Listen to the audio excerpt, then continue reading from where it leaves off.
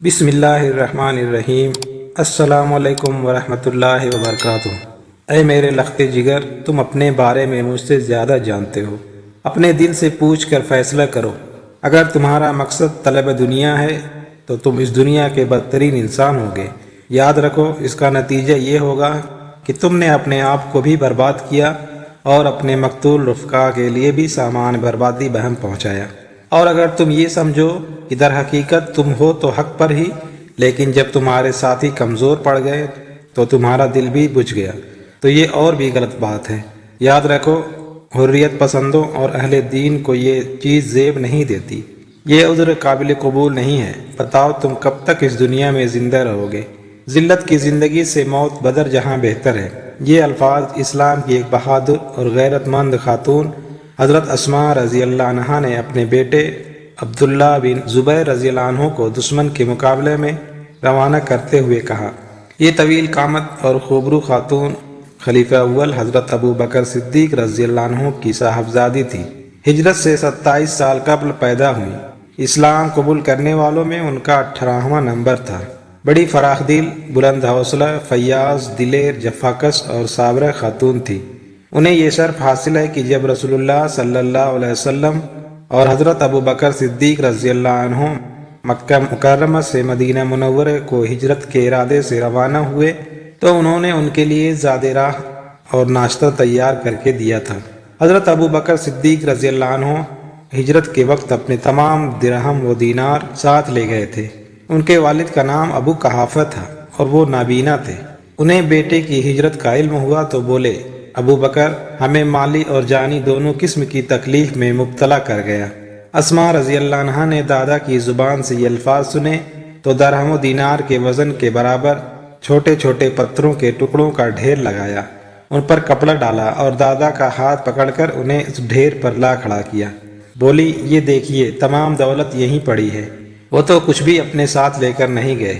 کچھ دنوں کے بعد مسلمان خواتین نے ہجرت کی تو اسماء رضی اللہ تعالی عنہا نے بھی ان کے ساتھ رخت سفر باندھا اور عزم مدینہ ہو گئی۔ مدینہ پہنچ کر قبا کے مقام پر قیام کیا، جہاں ان کے بیٹا پیدا ہوا جس کا نام عبداللہ رکھا۔ یہ ہجرت کے بعد پہلی اولاد تھی جو ایک مہاجر خاندان کو اللہ نے عطا فرمائی۔ بچے کو لے کر حضرت صلی اللہ علیہ وسلم کی خدمت میں حاضر ہوئیں۔ آپ صلی اللہ علیہ وسلم نے بچے کو گود میں لیا، گھٹی دی اور دعا فرمائی۔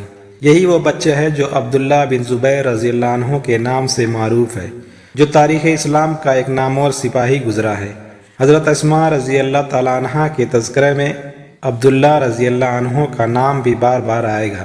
یہ ایک امیر گھرانے کی بیٹی تھی اور زندگی کی ابتدائی منزلیں دولت و ثروت کے ماحول میں طے کی تھی، لیکن شادی حضرت زبیر بن عوام رضی اللہ عنہ سے ہوئی، جو نہایت غریب اور نادار شخص تھے اور جن کا اثاثہ صرف ایک گھوڑے اور ایک اونٹ تک محدود تھا۔ حضرت اسماء رضی اللہ عنہا نے حضرت زبیر رضی اللہ عنہ کے گھر آتے ہی اپنے آپ کو جفاکش اور محنت و مشقت کا عادی بنا لیا تھا۔ خود گھوڑے کو دانہ دیتی، پانی بھرتی اور کنویں سے ڈول کے ساتھ پانی نکال کر اسے پلاتی تھی۔ سرور کائنات صلی اللہ علیہ وسلم نے حضرت زبیر رضی اللہ عنہ کو ایک خطہ زمین عطا کیا تھا۔ حضرت اسماء رضی اللہ عنہا وہاں جا کر کھجوروں کی گٹھلیاں چنتی اور سر پر اٹھا کر لاتی تھی۔ ایک دن کھجوریں سر پر اٹھائے آ رہی تھیں کہ ادھر سے حضرت صلی اللہ علیہ وسلم بھی تشریف لے آئے۔ آپ اونٹ پر سوار تھے۔ آپ نے اونٹ کو بٹھایا اور حضرت اسماء رضی اللہ عنہا سے سوار ہونے کو کہا، لیکن ان کو اس بات سے شرم آئی کہ حضور صلی اللہ علیہ وسلم تو پیدل چلیں اور یہ اونٹ پر سوار ہوں، اس لیے انکار کر دیا۔ گھر آ کر یہ واقعہ اپنے شوہر حضرت زبیر رضی اللہ عنہ کو سنایا تو انہوں نے بطور مزاح کہا، واہ، سر پر بوجھ لادنے سے تو شرم نہ آئی، لیکن سرور عالم صلی اللہ علیہ وسلم کے اونٹ پر سوار ہونے سے شرما گئی۔ کچھ عرصے بعد کام کاج کے لیے حضرت ابو بکر صدیق رضی اللہ عنہ نے حضرت اسماء رضی اللہ عنہا کو ایک خادم دے دیا تھا۔ اس سے ان کی یہ تکلیفیں رفع ہو گئی تھی۔ دل کی فیاض تھی مگر مالی اعتبار سے غریب تھی، اس لیے ناپ تول کر خرچ کرتی تھی۔ حضرت صلی اللہ علیہ وسلم کو معلوم ہوا تو فرمایا، اگر تم لوگوں کو ناپ تول کر دو گی تو اللہ تعالیٰ بھی تمہیں ناپ تول کر دے گا۔ اس کے بعد یہ عادت ترک کر دی اور پھر اللہ تعالیٰ نے اتنا دیا کہ تمام مشکل ختم ہو گئی۔ ان کے بیٹے حضرت عبداللہ بن زبیر رضی اللہ عنہما کا بیان ہے کہ میں نے اپنی ماں سے بڑھ کر کسی کو فیاض نہیں پایا۔ ایک روایت کے مطابق حضرت اسماء رضی اللہ عنہا شاعرہ بھی تھی۔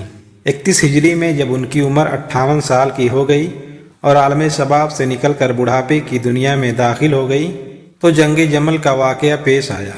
ان کے شوہر حضرت زبیر رضی اللہ عنہ جنگ جمل سے واپس آ رہے تھے۔ ایک شخص عمرو بن جرموز نے ان کو بصرہ سے 5 میل دور وادی صبا میں قتل کر دیا۔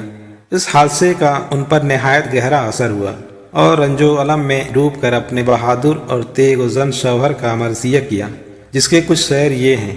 ابن جرموز نے لڑائی کے دن ایک شاہ سوار اور عالمی ہمت انسان کو ایسی حالت میں دھوکہ دیا جبکہ وہ نہتھا اور بے سر و سامان تھا۔ اے عمرو، اگر تو اس کو خبردار کر دیتا تو یقیناً اس کو ایسا شخص پاتا کہ نہ اس کے دل میں کوئی خوف ہوتا اور نہ ہاتھ میں کوئی لرزہ۔ عبداللہ رضی اللہ عنہ کے کان ماں کی گود ہی میں تلوار کی کاٹ اور تیزی سے آشنا ہو چکے تھے۔ ان کی ماں اپنے اس بچے کو ان اشعار سے لوری دیتی: یہ چمکتی ہوئی تیز تلوار کی طرح سفید روح ہے جو حواری رسول یعنی اپنے باپ زبیر اور اپنے نانا صدیق کی اولاد ہے۔ اس کے بارے میں میرا یہ گمان ہے اور بسا اوقات گمان صحیح ہوتا ہے کہ بخدا یہ اہل فضل ہے اور توفیق و قوت کا حامل ہے۔ عبداللہ بن زبیر رضی اللہ عنہما نے یزید کی بیعت کرنے اور خود کو ان کے دائرۂ حکومت میں شامل کرنے سے انکار کر دیا تھا اور مکہ مکرمہ کو مرکز بنا کر اپنی خلافت کا اعلان کر دیا تھا اور کئی صوبوں پر قبضہ بھی کر لیا تھا۔ یزید کے بعد جب عبد الملک بن مروان تخت حکومت پر متمکن ہوا تو اس نے عبداللہ بن زبیر رضی اللہ عنہما کو شکست دینے کی ٹھان لی اور ان سے مقابلے کے لیے حجاج بن یوسف کو روانہ کیا۔ حجاج بن یوسف نہایت ظالم اور شفاق تھا۔ وہ بہت بڑی فوج کے ساتھ مکہ کی طرف بڑھا اور 1 ذی الحجہ 72 ہجری کو اس مقدس شہر کا محاصرہ کر لیا۔ مکہ میں آمد و رفت کے تمام راستے بند کر دیے اور باہر سے ہر قسم کے سامان کی درآمد کی ذرائع منقطع ہو گئے۔ حضرت عبداللہ بن زبیر اور مکہ میں رہنے والے ان کے حامیوں کے لیے یہ نہایت نازک موقع تھا۔ 6 مہینے تک دونوں جانب کی فوجیں برسر پیکار رہیں۔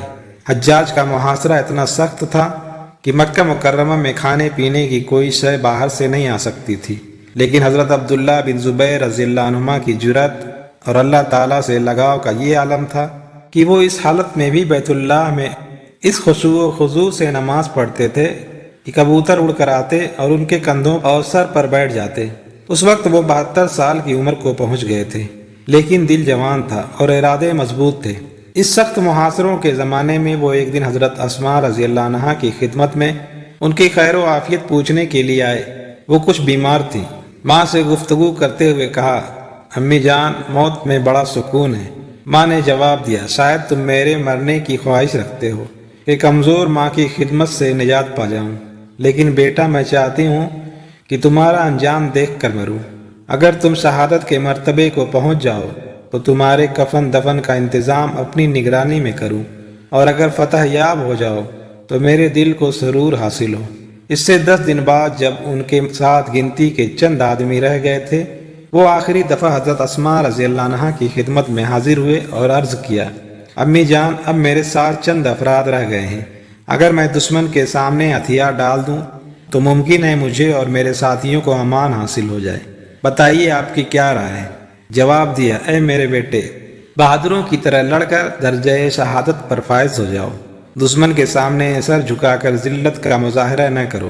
اگر تمہارا یہ سلسلہ دنیاوی عزت و مرتبہ کے حصول کے لیے تھا تو تم نہایت ناپسندیدہ شخص ہو۔ اس صورت میں تم نے اپنا انجام بھی خراب کیا اور دوسروں کو بھی ہلاکت میں ڈالا۔ بہادر لوگ جو حق و صداقت کو دنیا میں پھیلانے کی جد و جہد کرتے ہیں، نہ وہ موت سے ڈرتے ہیں نہ دشمن کے شرائط پر ان کے سامنے جھکتے ہیں۔ وہ عزت کی زندگی بسر کرتے ہیں اور عزت کی موت مرتے ہیں۔ بیٹے نے جواب دیا: امی، میں موت سے نہیں ڈرتا، صرف یہ خیال ذہن میں آتا ہے کہ میری موت کے بعد دشمن میری لاش کو خراب کریں گے، یعنی میری ناک اور کان وغیرہ کاٹیں گے اور مجھے سولی پر چڑھائیں گے، جس سے آپ کو تکلیف پہنچے گی۔ حضرت اسماء رضی اللہ عنہا بولی: جب بکری کو ذبح کر دیا جائے تو پھر اس کی کھال کھینچی جائے یا اس کے جسم کے ٹکڑے کر دیے جائیں، اسے کیا؟ تم اللہ پر توکل کر کے اپنا سلسلہ جہاد جاری رکھو اللہ کی راہ میں اگر جسم کا قیمہ کر دیا جائے تو یہ گمراہ لوگوں کی غلامی میں رہنے سے بہتر ہے۔ موت سے ڈر کر غلامی کی زندگی کبھی اختیار نہیں کرنی چاہیے۔ بیٹے نے ماں کی بہادرانہ اور حوصلہ مندانہ باتیں سن کر ان کی خدمت میں عرض کیا کہ اب میں اللہ کی راہ میں شہادت کے لیے میدان جنگ میں جا رہا ہوں، اور یقین رکھتا ہوں کہ آپ میری موت پر شکر و صبر سے کام لیں گی۔ میں نے کسی مسلمان پر کبھی ظلم نہیں کیا، کبھی بدعہدی نہیں کی، کبھی برائی کو پسند نہیں کیا، کبھی امانت میں خیانت نہیں کی، کبھی دنیا کے عارضی فوائد کو آخرت کے دوامی فوائد پر ترجیح نہیں دی۔ اس قسم کی چند باتیں کرنے کے بعد وہ دشمن کے مقابلے میں جا کھڑے ہوئے اور جنگ کرتے ہوئے شہید ہو گئے۔ حجاج بن یوسف نے ان کی شہادت پر نہایت خوشی کا اظہار کیا اور ان کی لاش کو حجون کے مقام میں سولی پر لٹکا دیا گیا۔ تیسرے دن حضرت اسماء رضی اللہ عنہا ایک خادمہ کے سہارے مقام حجون پر آئیں۔ حجاج اس وقت وہیں تھا۔ بولی کیا اس سوار کے اترنے کا بھی وقت نہیں آیا؟ حجاج نے جواب دیا وہ ملحد تھا، اس کی یہی سزا تھی۔ حضرت اسماء رضی اللہ عنہا نے جواب دیا وہ ملحد نہیں تھا، وہ نماز روزے کا پابند اور اللہ اور اس کے رسول صلی اللہ علیہ وسلم کے احکام کو ماننے والا تھا۔ حجاج نے کہا تم سٹیا گئی ہو۔ کئی روز بعد خلیفہ عبد الملک بن مروان کو دمشق میں اطلاع ہوئی کہ حضرت عبداللہ بن زبیر کی لاش ان کی والدہ کو نہیں دی گئی، تو اس نے نہایت سخت الفاظ میں حجاج کو خط لکھا اور لاش ان کی والدہ کو دینے کا حکم دیا۔ لاش دی گئی تو انہیں غسل دیا گیا۔ لاش کے ٹکڑے ہو چکے تھے، پھر اسی حالت میں جنازہ پڑھ کر انہیں حجون کے مقام پر دفن کر دیا گیا۔ حضرت اسماء رضی اللہ عنہا نہایت عالی ہمت، بلند حوصلہ اور جرأت مند خاتون تھی۔ حضرت اسماء رضی اللہ عنہا نے 100 سال کے قریب عمر پائی۔ 72 ہجری میں اپنے لخت جگر حضرت عبداللہ بن زبیر رضی اللہ عنہما کے بعد فوت ہوئیں۔